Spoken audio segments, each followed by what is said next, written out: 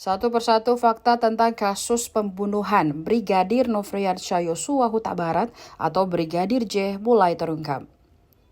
Diungkap pengacara Baradae Roni Talapesi sebelum kebenaran terbuka, kliennya terus merasa tertekan oleh Ferdy Sambo. Baradae harus tunduk pada skenario yang dibuat Sambo dan Putri. Pertama, pada waktu skenario itu, si Richard masih dijaga sama Ferdy Sambo.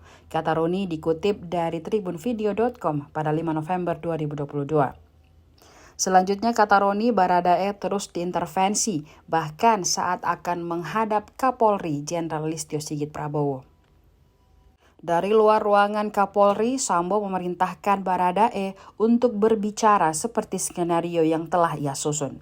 Saking takutnya, Baradae sempat menghubungi keluarganya sendiri dan kekasihnya di kampung. Baradae meminta kepada keluarganya untuk merelakan dirinya jika terjadi apa-apa. Selain tekanan dari Ferdy Sambo, Baradae pun mendapat tekanan batin. Pasalnya setiap malam ia bermimpi didatangi mendiang Brigadir J. Baradae mengaku dilumuri perasaan bersalah karena telah menghabisi teman dan seniornya itu. Rasa bersalahnya kepada mendiang Brigadir J membuat ia berani berkata jujur. Sehingga saat Baradae dipisahkan dari Ferdy Sambo, barulah ia berani berkata jujur.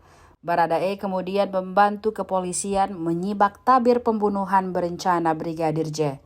Berdasarkan skenario Ferdy Sambo, kasus tersebut akan dialihkan dari pembunuhan berencana Brigadir J menjadi kasus tembak-menembak. Berkat kejujuran Baradae, Mabes Polri pun mendapat titik terang kasus pembunuhan berencana tersebut.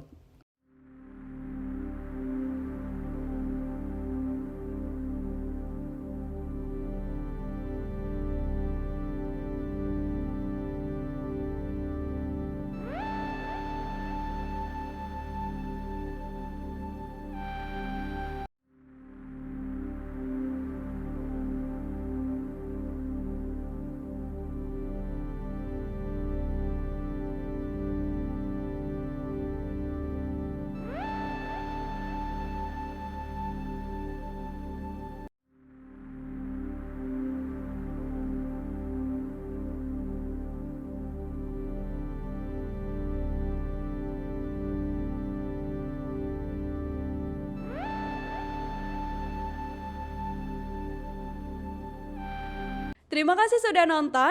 Jangan lupa like, subscribe, dan share ya.